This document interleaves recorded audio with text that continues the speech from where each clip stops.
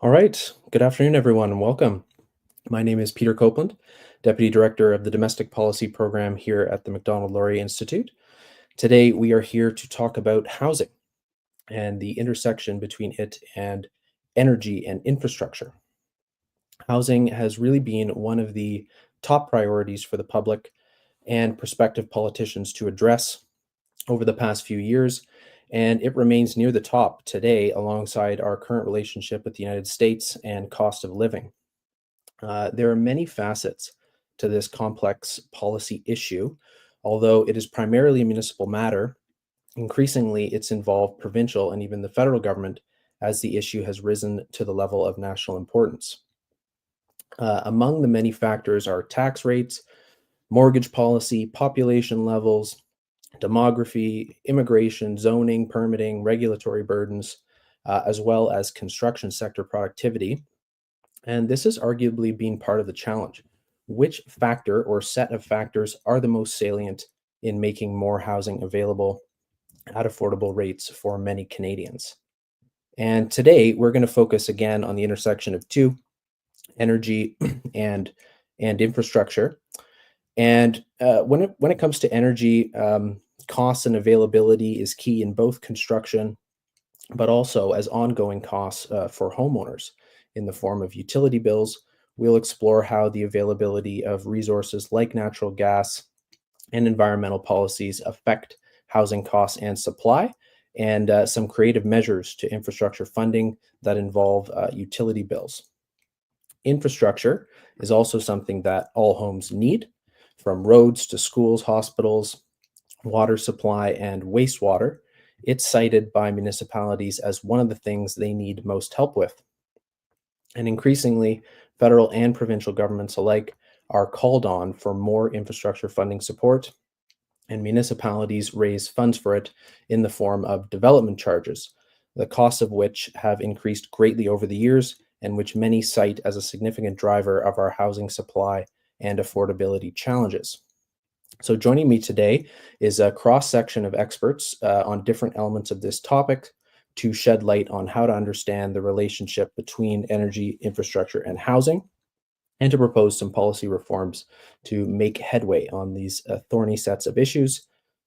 So without further ado, let me first introduce Ben Dacus. So Ben is Clean Prosperity's Vice President of Research and Outreach. His career in policy, research, practice, and leadership spans nearly 2 decades. He was trained as an economist and has worked for a range of Canadian policy sectors.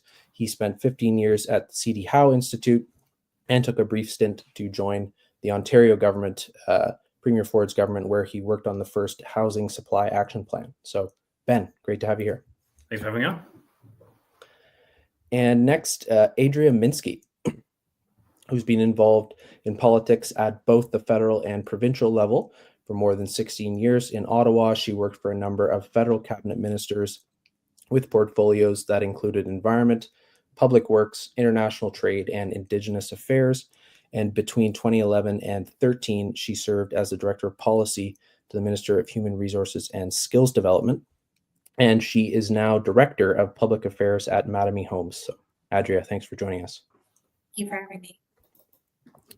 And last but certainly not least is John Penner. John is a principal at Strategy Corp, working across its management consulting, public affairs, and communications practice. John works extensively with companies in the energy and financial sectors and has spent 20 years of combined experience in the federal government and investment industry. And he worked notably as Deputy Chief of Staff to the Minister of Natural Resources and the Minister of Finance. So, John, thanks for being here. Thank you for having me. Great. So we'll dive right in, folks. First question for you, Ben. I want to just address in these first sets of questions the relationship between energy, housing, and infrastructure. So taking it at a high level, Ben, how do these areas of policy influence one another, and what role do they play in shaping the future of housing policy in Canada? Well, you set it up so well, which is there are so many issues in the housing crisis that we can tackle between permits, immigration, all the others that you listed. So it's great to just focus on one. And if there's one issue that's been getting a lot of attention over the last year or so, it's these enormous fees and taxes on a house building, often called development charges. Now, in some places, these can go up to $200,000 per single detached home in some places in the GTA, and there's now some pressure to bring them down. So what these development charges mostly finance is infrastructure, housing-related infrastructure. We're not building a bunch of cabins in the woods. We need to have services, electricity, water, wastewater, and often natural gas to service these homes. So water has been one of the largest focus items for now, and the largest individual fee, where in some places, such as in Peel region, we're looking at water and wastewater development charges of $55,000 per home. That's just for one of those key pieces of infrastructure. But this issue of upfront fees that drive up the cost of housing is also an issue in the energy sector, particularly for electricity distribution. Now, there isn't nearly as much transparency or data on how much these charges are, but some estimates bring these up to $20,000 per single detached home. So they're in many ways like a shadow development charge that we're just starting to get some transparency on. So the bottom line that I want to get across today is that it's time that we rethink how we finance all this housing-related infrastructure. Because when you think about it, water, electricity, natural gas are really all pretty much the same business model. It's just a different commodity. So what we need to be thinking about is how do we lower the cost of housing and the energy transition all at once? And the way that we do that is by having utilities finance the new infrastructure instead of having taxpayers, developers, and then ultimately home buyers pay for this. But what we need is to finance our infrastructure as we use it, not all up front. Great. Well, thanks for that, Ben. We will certainly get into some of these proposals later on, but I'm glad you draw attention to this, because I think people are broadly aware of, yes, a lot of the cost impact is coming on these the charges, and perhaps just the time it takes for zoning and permitting, but unpacking that further and what is actually behind the increase in development charges is it's something more should know about. So, staying on the topic of cost here, there's a broader economic situation in which this is embedded, and we've seen significant shifts in economic policies over the past few years. John, I want to ask this question to you. How have these shifts impacted the relationship between energy policy, housing development, and infrastructure planning? I thank you, Peter. Just to riff off of Ben, and then I'll turn it into the economics, and we can maybe go into even more depth. I think Ben kind of alluded to it and talked a bit about it, but a house has infrastructure, energy, water, everything. The subway, if you need to have a subway to drive the growth and density, and the question that will always come down to is somebody's paying. Like, there's just no world to which nobody's paying. So there's obviously a charge somewhere. And where does the charge go to? And does that charge actually need to land at one spot? Is it, and how does the charge land? Because I think there's a fascinating issue in a lot of jurisdictions where it lands right at the front end of something that's not amortized across a period, which is what almost every company in the world will do with anything that they actually build. But we don't do that in some parts of our system right now.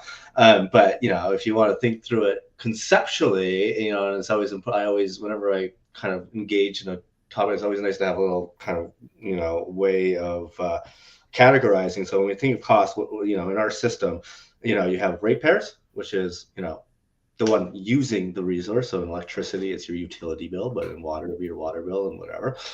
The taxpayer, which is a very overlapped group with your ratepayer group, but is obviously also more broad and hits the entire tax base. So while there's a user of a resource versus a broader subsidization of a resource through a taxpayer, then you have the developers, our friend Adria, who I'm sure could talk to the issue there, and how that gets built into the developer cost. But then, obviously, the developer is a private sector, mostly. Some there's public sector developments as well. But from a housing perspective, mostly a private sector developer who's going to go, okay, so how am I going to realize those costs? Who's paying the cost? Which is going to generally be the end user / owner tenant of whatever's being built. So if it's a housing versus an industrial complex, etc. Right. So when we think through the infrastructure costs, There's a whole ton of different answers across the entire spectrum. So like a subway, taxpayers. With a little bit of ratepayers, because it's you have like $3.25 TTC right now. It costs a lot more than $3.25 to do a subway. So a lot of it is dealt right through to the taxpayer. Then you have water, wastewater, not my area of expertise. I'm sure others could talk to a greater extent. Energy is, a utility is the one doing it, but the way the system works is it's really the developers who have to go for that first connection, and there's a host of issues that I'm sure we'll get into there.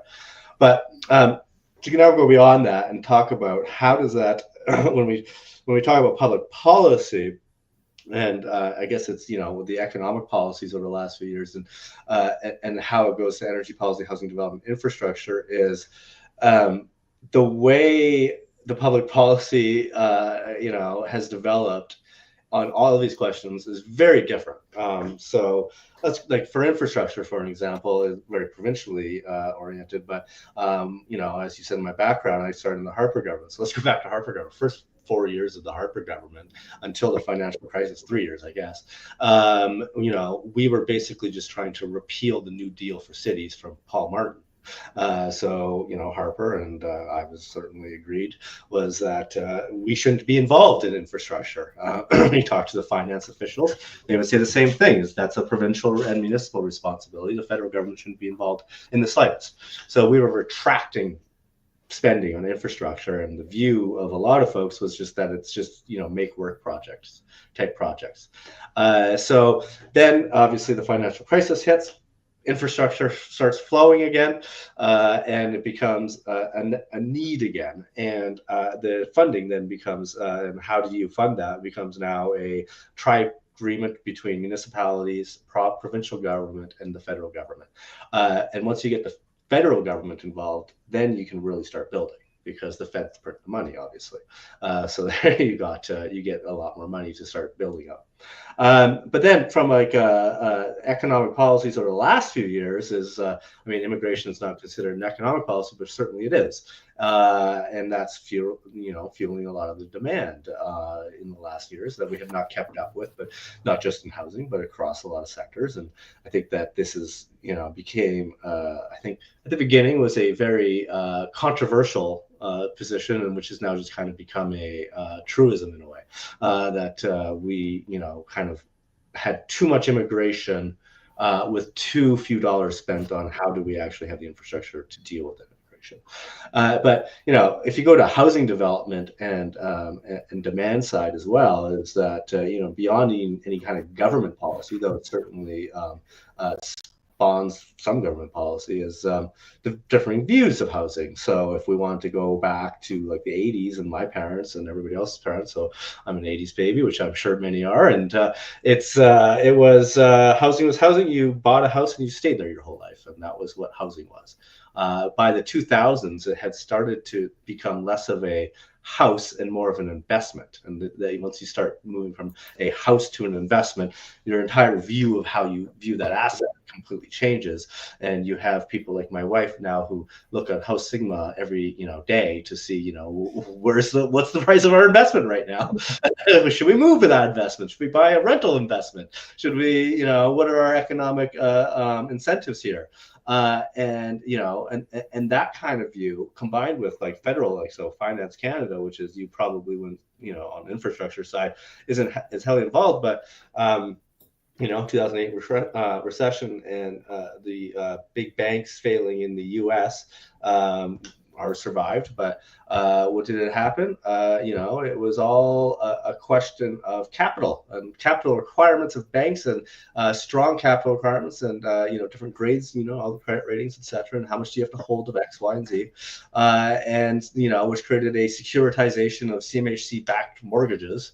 And created a very big incentive for the banks to just drive securitized mortgage products. And the more you could say that our banks today, in today's day and age, are have lost some of their focus on some other lending activities, because it's easier to go to X, let's say company that signed on 10,000 mortgages, they securitize them into a package.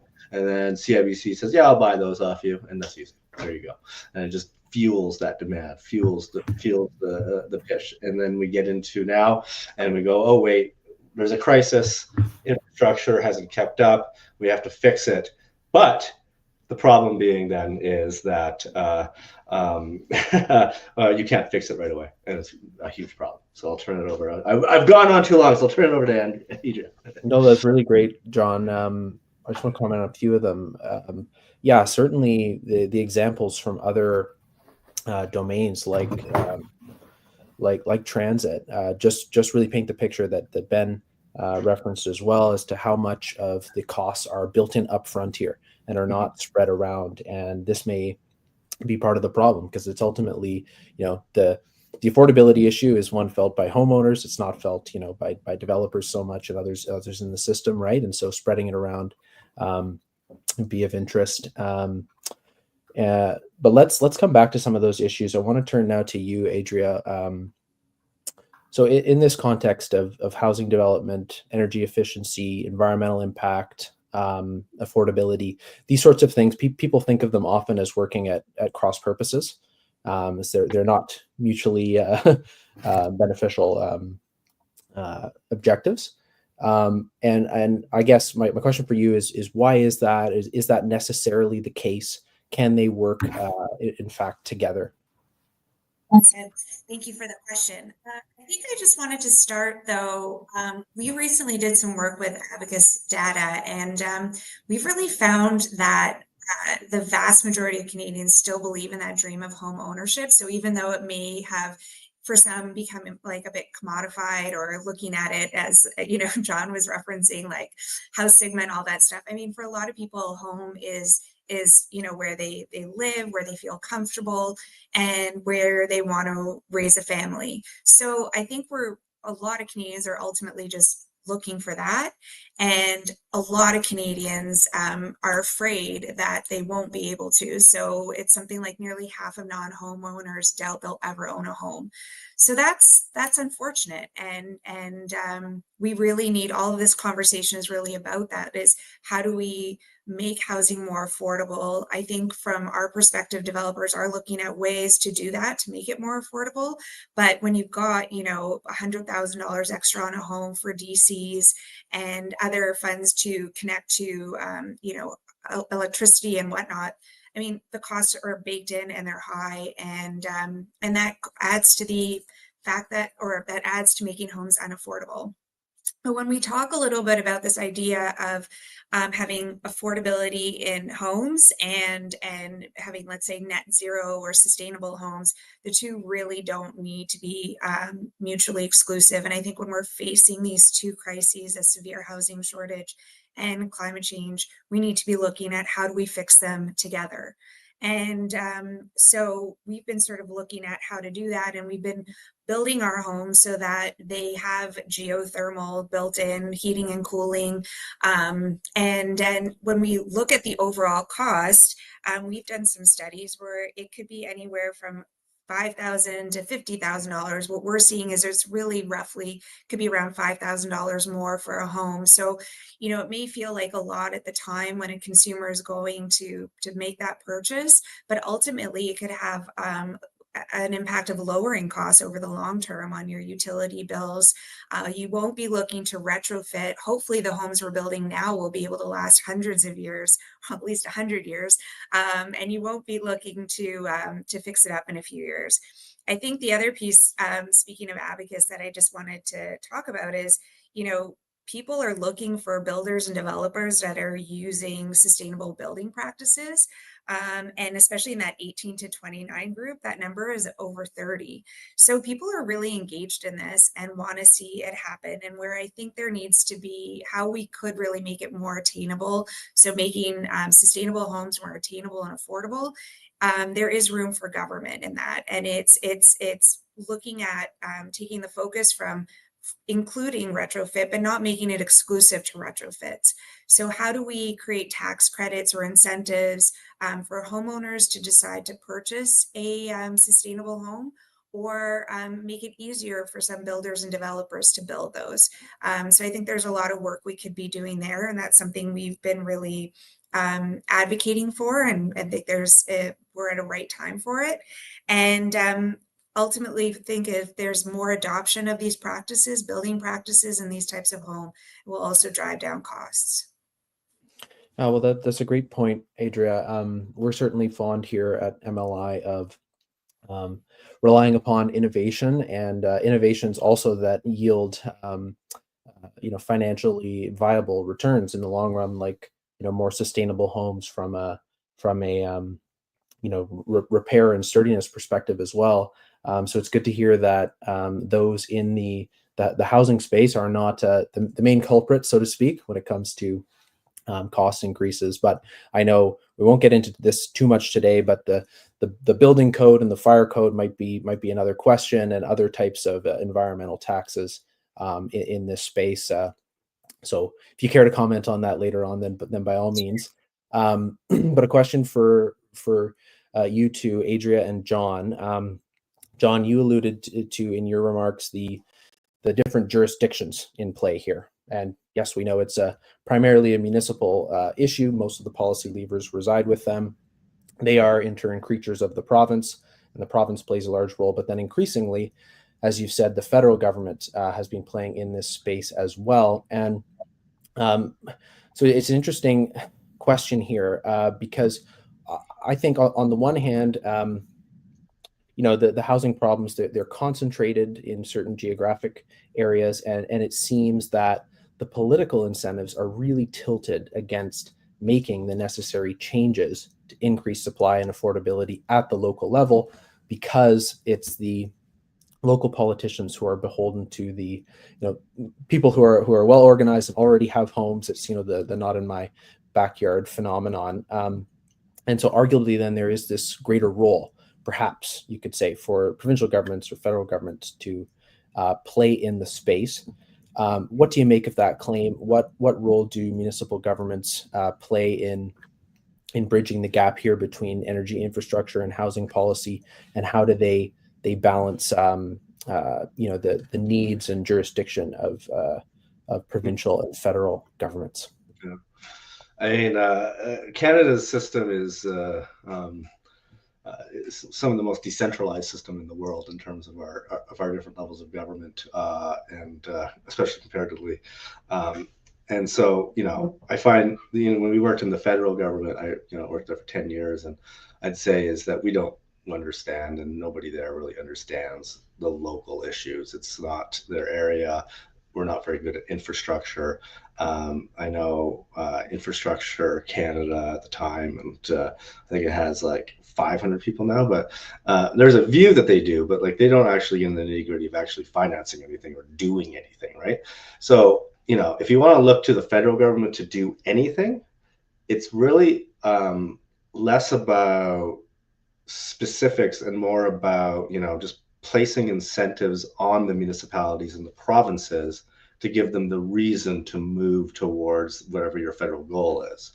At the province, you're getting a little bit closer to it, and as municipalities are the creature of the provinces, they even have more levers to pull on to to start changing the political dynamic, because while the municipality has the best view into what are the actual problems and how to actually get stuff built, as you say, with the NIMBYism, they're also the ones who have the toughest political task to actually do it. And I think that's really important, because it's easy to blame municipalities, but they're the ones who actually face the political problem when they do stuff with the NIMBYism, and when you have big developments and the local residents get upset. So I think it's important. It's always important to note that and understand that politics is is a tough game to win. But the only way you can change that is by making the national and provincial goals that they have harder for the municipality, so that they're more need to actually do it, because if they don't, then they're also facing challenges. And I know that different parties have decided different ways of doing that. But Adria, I'll turn it over to you. Sure, thanks. Well, I think one of the points I think is important to remember is politics is tough, but when you're in a crisis, you really need political courage to make some tough decisions. And so hopefully we'll see some of that at some point. But I think the NIMBY question is really important because we see this in the way development charges work. I'm sure Ben has done a ton of studies and work on this, but there isn't a ton of accountability on where, I might get in trouble for saying this, but where the DCs go. I mean, there's recent studies out there where they're, funding rec centers and that sort of thing, and those are not that's not just going to be the new folks moving to town or moving to an area. That's going to be existing homeowners that get to take advantage of these things. So I think that's a challenge and something I think we need to see addressed. And then the other piece is really approvals. And so I think that goes back to sort of that question of not in my backyard. We've done a bit of a comparison between North Carolina, Charlotte, where Mattamy does build, and it takes a year from the time they purchase the land to get through approvals to start getting the land ready for construction. 1 year. Here it can take 3 to 5, maybe more years to get that approved. And so that's really clogging up the supply.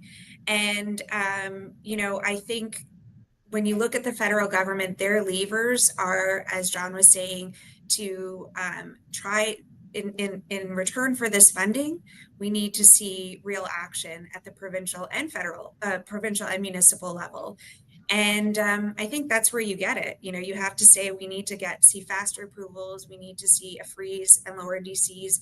And to give the Liberal government credit, they did try that. And there was very little uptake on their infrastructure funds because some municipalities really didn't want to do that. They didn't want to freeze their DCs. So we're seeing a bit of action on that now. Some municipalities are lowering and freezing DCs, which is great. But I think that's a challenge. And I think that's really where the federal government has the most levers. Great responses. So yeah, taking away that, the further away you are from the knowledge of the local situation, which is especially important in intensive, development, design, construction initiatives like housing, the more you should be hands-off or circumspect about the way you approach policy and, focusing on incentives more and things of that nature. It's interesting, Adria, you brought up the federal initiative. There in some provinces, like in Ontario, they went with strong mayor powers to try to do the same sort of thing, encourage municipalities to, use those to unlock development. And I think it's fair to say in that case, maybe we're also not seeing as much uptake as one would hope. And this kind of takes me back to the original thought behind the question, which is that in both those cases, I think they leave the political hit and responsibility with the municipalities, where I guess it also, maybe it has to lay there.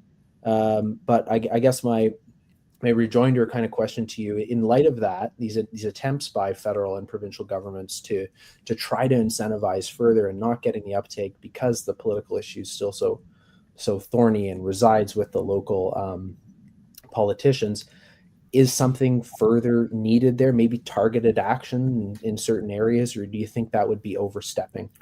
Sure. So I'll give you one where there's going to be a political hit coming one way or the other, and it's on local electricity distribution in Ontario and to a certain extent Alberta. Because when you look at the need that we're going to have in both provinces, are fast growing. But guess what? In most of those places, or for most residents, they get their electricity distribution from their municipal government. So if we're going to have a massive amount of growth in electricity distribution, someone's going to have to pay for it. And the way it works right now is that with this massive amount of growth, the political hit that cities face as owners of these assets, it's going to come from taxpayers. It's going to come from, and we're seeing this in Toronto, with a lot of money going from the City of Toronto taxpayers to Toronto Hydro. But it's going to happen across Ontario. So do we want to pit, libraries and local roads up against, keeping the lights on? No, we don't want that. So municipal governments have a choice. They take the political hit for that problem, or they can take the political hit and reap other benefits from getting more private investment. into a local electricity. So that's the first step. The action has to happen at the municipal level. So going back to the provincial and federal action, how do we help this along? One thing that the province can do, for example, is very clearly articulate that we as a province have a goal of decarbonization, of emissions reduction, net zero by 2050. That will make very clear to then the OEB in Ontario, for example, that they have to implement policies that will reduce emissions, and I presume we also have this kind of mandate to keep this transition at the lowest possible cost to all stakeholders. So that's what the province has to do. Then you look at the federal level. All these, this private investment is a necessary a necessary part of the energy transition based on the work I've been doing. But the federal government is still imposing barriers on private investment. That's the kind of framework policy that the federal government should be looking at to enable private investment. And I'm not getting, and that what that means is not getting into every individual transaction. That's just going to slow things down. We want to get the federal government out of the way in terms of tax barriers that are discouraging private investment. And if the federal government gets rid of some of these tax barriers, the federal government is actually going to, ironically, make more money by treating all these companies equally and not having them be state-owned enterprises that the federal government doesn't get any money from. Sure. So I guess to your first point, Ben, I guess you're kind of saying that, look, there is going to be a hit coming, you might say, for municipalities one way or the other. So we may see that in the coming months. And yes, certainly, if a common theme already, if jurisdictions stick to their knitting, so to speak, we would have fewer burdens that are affecting the bottom line and permitting approvals processes and that sort of thing. But my question still remains: if no one wants to take it up, do we need to see more, kind of forceful movement from the province to really unlock things here? Or are you really hopeful that some of these other policies will be implemented and it won't be required? Does anyone have any thoughts on that? I'll just say one thing, because I find it really interesting, because I agree completely with Ben on incentives to privatize some of the state-owned enterprises and bring capital into the system. And capital likes expansion of the system, because that's the whole point. So that's actually an incentive to expand your electricity system once you have a private capital there.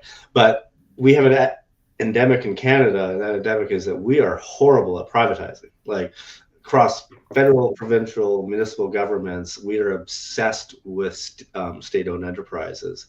I know I worked in the pension industry for 5 years, and the whole idea of asset recycling and trying to get private sector investment and kind of infrastructure with bank was kind of created under this idea of let's find private capital in public enterprises.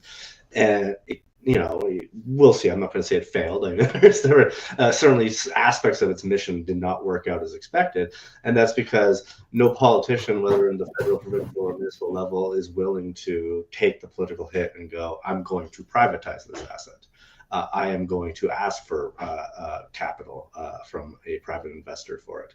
And I think that. I hope that changes, and I think as Ben says, you have to get rid of some of the incentives, the tax system.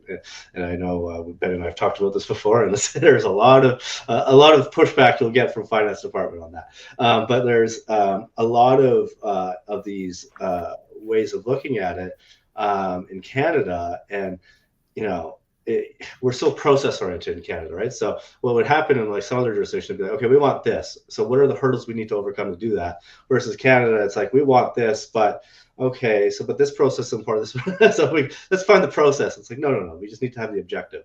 And I think that once you get that going, maybe we'll be able to get there. But right now, the system isn't working. And so somebody needs to do something. But I think it's probably the province. And I think there's a lot of incentives there to do it.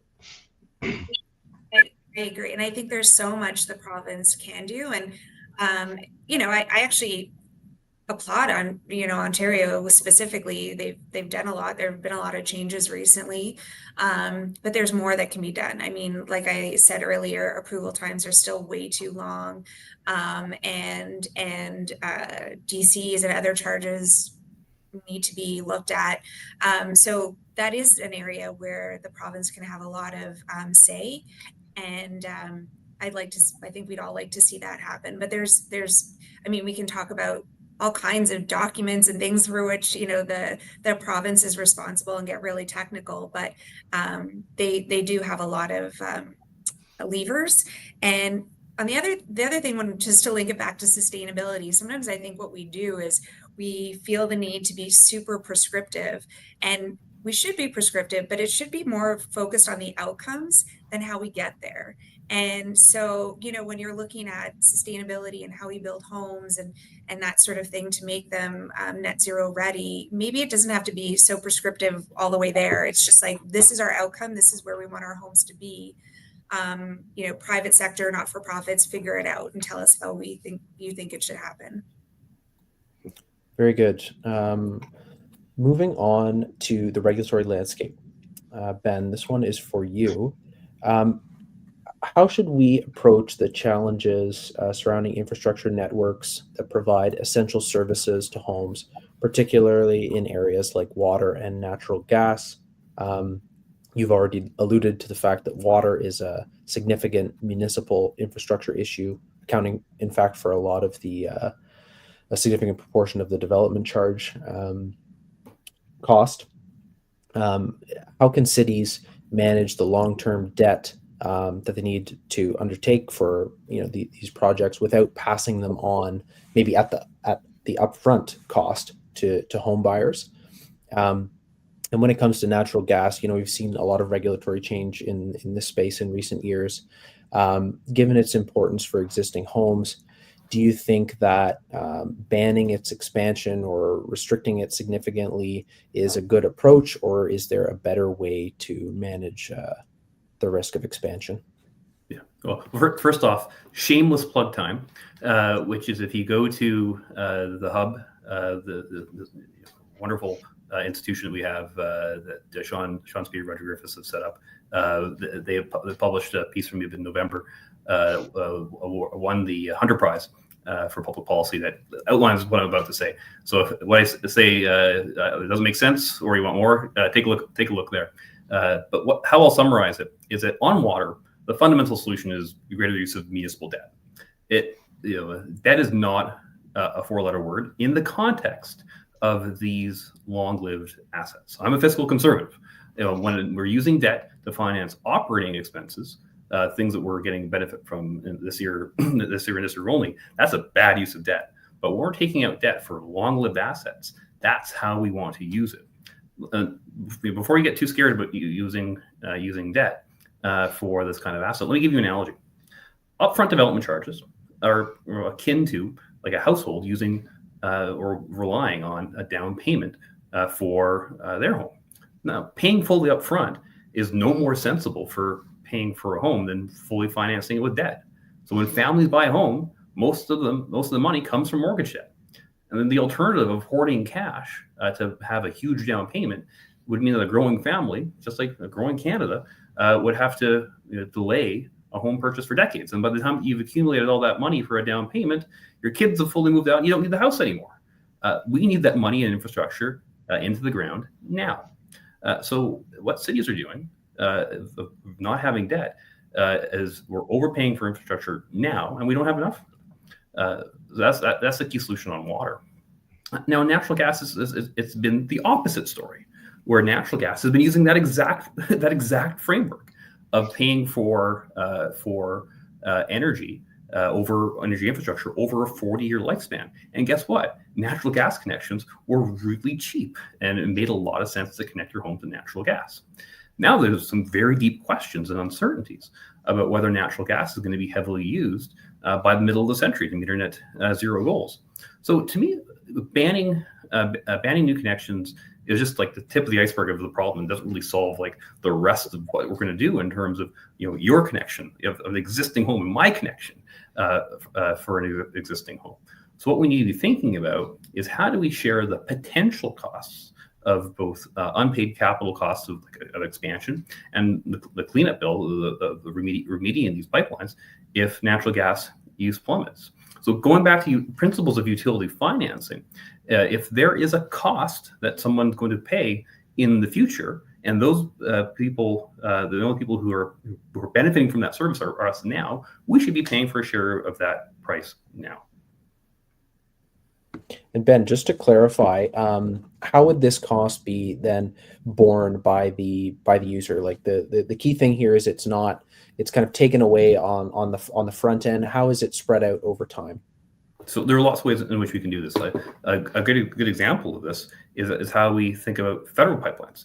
Federal pipelines have as part of the toll a very explicit amount that says the amount that is for remediation and decommissioning of a pipeline. Now, I have no idea what the future need and market of natural gas is, and guess what? Neither does the OEB. Neither does a developer. This is a question that's still very much up in the air. So there are ways in which we can have a market-based mechanism rather than bands that are 0 to 100. You're either not paying for it or you're fully paying for it. There are middle grounds in which we can price risk that I think the government, the province in particular, should consider as opposed to either fully opening up the natural gas expansion with no consequences, or the opposite of allowing or encouraging bans. Okay, very good. Back to you, Adria. You've already alluded to some of these, but any that you've missed with respect to the regulatory landscape that are most significantly impacting developers, the challenges they face, and the costs that's causing you to build into the process. Yeah, I mean, in terms of regulatory, I think we've seen more challenges now with expanding hydro connections, electricity, working with LDCs. The OEB is looking at this question very seriously, who's responsible for paying for these upfront costs. But we've seen tremendous delay, actually, because there's sort of that lack of agreement about who's paying for what. And we're at a time where we really can't have these delays in building homes when we have a housing crisis. So I think that would probably be the point that the thing I would point to the most is seeing those sort of delays. But I mean, regulatory, there's many different things I could point to, but I think the hydro LDC sort of discussion right now is top of mind. And just on the Ontario Energy Board, I just kind of note as well, the OEB is that it's not, the OEB just operates under a framework that is created by the politicians, right? As to what they want. So there's been a lot of change now where they're saying, I think, the government saying, hey, OEB, this is not the way it should operate. Of course, it was operating in the way it was because it was operating a system that hadn't really expanded for a while, right? So that wasn't the biggest issue that it was dealing with. So, I think the OEB can only go so far under its own kind of area. It actually needs political influence and also outside of the box solutions outside of the Ontario Energy Board. The Ontario Energy Board can only do regulatory, but let's say if you needed to have, let's say, a significant area where there's I work with one development where there's 40 to 50,000 units that are being built in this area. It's strategically important and is half of the housing goals of certain municipalities. So that's very significant. And if you don't get, say, a transformer, which is facing huge supply chain disruptions, I know one of the audience had some discussion about supply chain. In the COVID, destroyed the supply chain for electricity infrastructure, like transformers, etc. So that they're facing that issue as well. But how do you actually create a system that works on that? The OEB is probably only part of the answer. And you're going to have to look at other mechanisms through the Ontario version of the Canada Infrastructure Bank that I mentioned to do maybe some financing at the front end. So I would say, yeah, I think that the regulatory side can only go so far. Yeah, right. Yeah, this OEB process is really worth underlying. This is something that a lot of people aren't paying attention to, but this last mile consultation is really important. It's, as I mentioned, these secret development charges that are adding a lot of money to the cost of new development and creates uncertainty. So credit to the Ford government for taking this on. But now I go back to what John said at the very start of this, which is someone has to pay for all this stuff.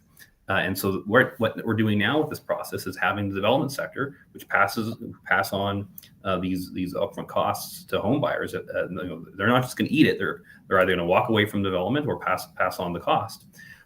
Are we going to put that on taxpayers? Well, we don't want that. Or how the other solution here is longer term financing, and guess who's ready and willing to put money into regulated sectors with a decades long outlook for demand, because electricity is not going away. We're going to see lots more electricity use. Mm-hmm. There are external investors, from pension funds to other energy providers to international investors, who are clamoring for this kind of investment. So this last mile connection, this conversation is connected to how we own these distribution assets. Mm-hmm. Yeah, and if you think about even development charges and development place for development, I was thinking about this a few weeks ago. A conversation with a government official was, let's take a private sector company, like my spouse works for Amazon Web Services. They invest in, as a private company, I think they spend more money on infrastructure than the Ontario government does in terms of energy. It is so massive. Now, as a private sector company, how do you think they pay for it? They finance the damn hell out of it over the time period of which it is done. But then two, Prime membership lists, for example, for say a warehouse, there's no, you're a new member of Prime, here's your development charge for your new warehouse that we just built. It's no, we have a customer base, and the more we expand the base of it, it actually is economies of scale. In electricity, it's kind of interesting because it's a utility, and they can't do that model because of the way it works.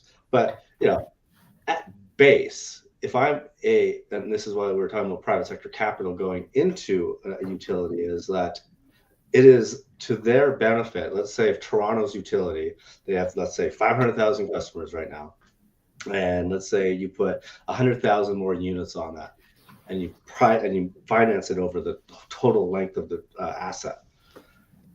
That's good for everyone. It's because you now have more electricity, more people paying the generation, right? Because actually most of them, this is where I think utilities get really angry, and I think they probably are right to get angry, which is to say most of your bill that you get from electricity is the generation. The municipality, the utility gets everyone squawking at them saying how horrible it is for the bill, but most of the bill is because they have new generation that is being built, and it just gets put onto the electricity bill to pay. So it's I think there's actual benefits to expansion, and I don't think it's actually correct to always say that development pays for development, and that there is actually system benefits that should come out there. I think Ada, you were saying something about the local rec center. Yeah. That's a benefit for everybody. It's not just for the new developer. The new house gets to play for the new warehouse, for example, in that example. So I think it's an important challenge that the system faces right now. Yeah, well, any creative measures discussed, and a common theme being spreading out costs over time and among players certainly makes sense in this on this vexed and thorny issue.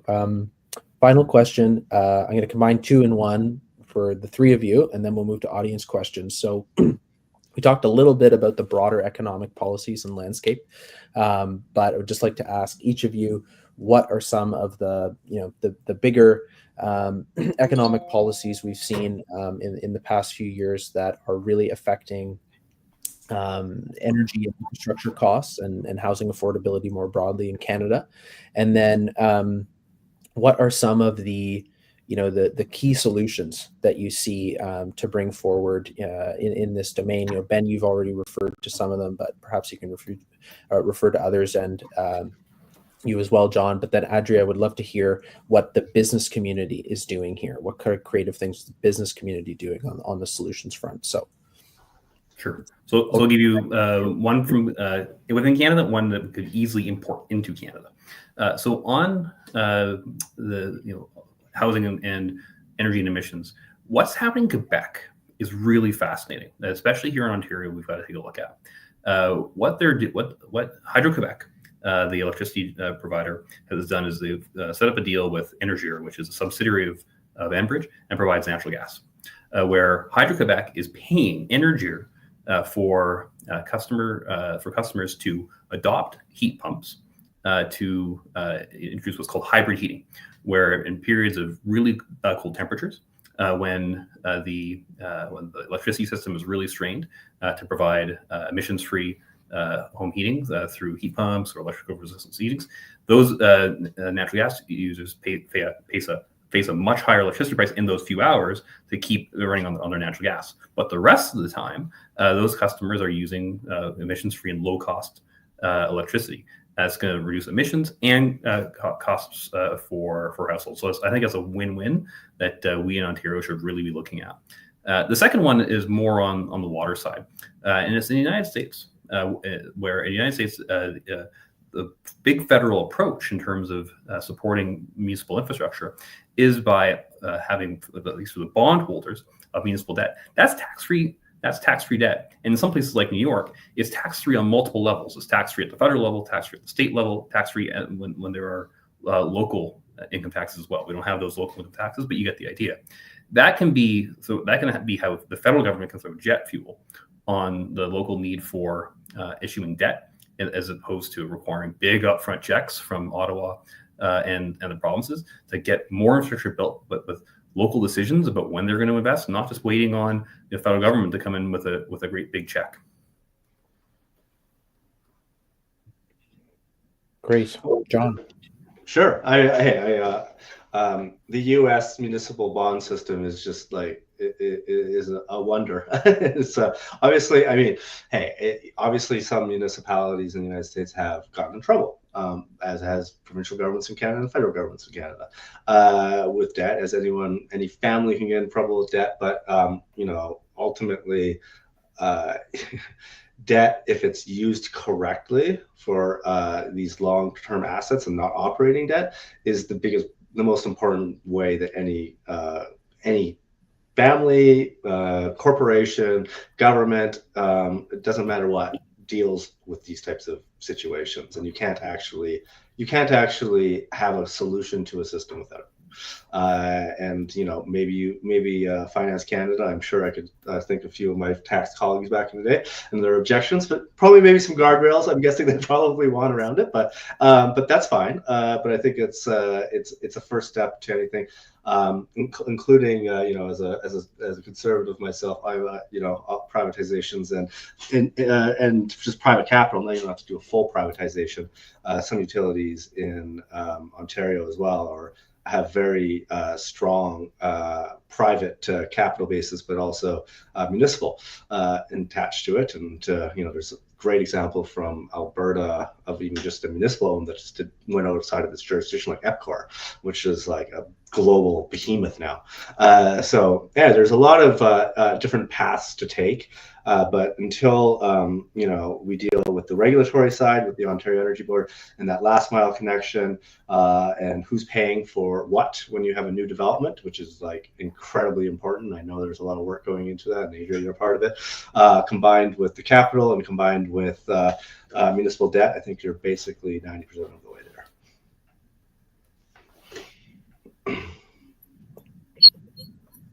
My colleagues here have spoken a lot about, solutions and debt and that sort of thing. And I guess from our perspective, all of these things are really important. We are in a crisis, and so we really need all levels of government working together, and we need smart ideas from folks like John and Ben. And so I think what Mattamy is really trying to do on the sustainability piece and making homes more affordable is, we're looking at like stuff like procurement of low carbon concrete. We're bringing in air source heat pumps. And we've we're working with other companies on the Climate Smart Business Alliance, which I would encourage you all to learn about. I think it's really interesting. You've got RBC, Ellis Don, Mattamy, and other partners really looking at how we can build these homes and buildings of the future. And ultimately, I think if we're able to lower the costs of delivering homes overall, then we can be investing in some of these other pieces so that we have these sustainable net zero ready homes of the future. But at the end of the day, it really does take these regulatory changes and lowering of government taxes to create that space, and so that we can bring these homes to more people. Very good. Lots for us to think about further, and for policymakers listening as well. A few audience questions before we conclude. So very topical, topic du jour. How do you see supply chain issues due to tariffs and other world issues regarding supply chain management affecting, I guess, housing affordability and supply? Not good. Simply, yeah. I mean, I think this is something we're all sort of figuring out as we go to see what's going to be impacted through tariffs of things, goods coming to Canada and counter tariffs, where we might see a real impact is yet to be determined. But I would say my overall concern is really with the economy as a whole, and what does that mean for Canadians working, their jobs, that sort of thing. It may have an impact on the cost of delivering a home, but I think the bigger concern at the moment is really just the impact on the economy from our perspective. I've done a few presentations lately on tariffs, as some I would imagine, and I would say a couple of things. I work with one electric utility, and it was interesting because if we get all these tariffs and countervailing tariffs, I have there was some speculation as to what was going to happen. They're like, well, I'm going to have a $5 million hole in my capital plan, which is a problem because the OEB is the one who approved my capital plan, and they just approved it, so I have to go back to them, and so there's like this overarching, issues around all kind of components being so intertwined. But on housing, I think it's there'll probably be an increase in the housing cost, and if you look at different parts of the housing equation and what's exposed from a product perspective, but obviously we do a lot of softwood lumber in Canada, so there's less of that, and concrete, local product, but like an HVAC system, probably a lot of American and other possible sources. But yes, it's going to be the demand. And I was just talking to a developer in British Columbia yesterday who was, they're just like, they had 5 properties they're just sitting on. They're like, okay, like when do we go? Because I don't know when this tariff situation is done, and nobody's willing to, pull the trigger right now because they feel like they're exposed to a potential tariff situation, and that's a rough place to be in when you have a lot of land sitting there that's screaming to be developed. And but market conditions dictate, right? So Ben? No, I'll leave it at that. Yeah, remains to be seen, and all the uncertainties causing general economic issues. And I suppose depending on the nature of any proposed tariff, if it affects a particular input, in specifically like lumber in Canada, then we might see a more pronounced impact in housing, but remains to be seen. One last question on environmental policies more broadly, I'll call it. So alluded to at one point, environmental policies in the building code prescribing certain things. To what extent does that particular example or others in the housing space affect energy costs and the various inputs and process costs in housing? And secondly, the viewer asks about green belts in particular. So there are green belts around many major cities in Canada, and that obviously is a restriction on supply. So how do environmental policies more broadly, and then greenbelt in particular, affect the housing supply and affordability issues? So maybe I could tackle the land use question first. And so at least in Ontario, in the GTA, the way to think of it is there are two separate issues around land use.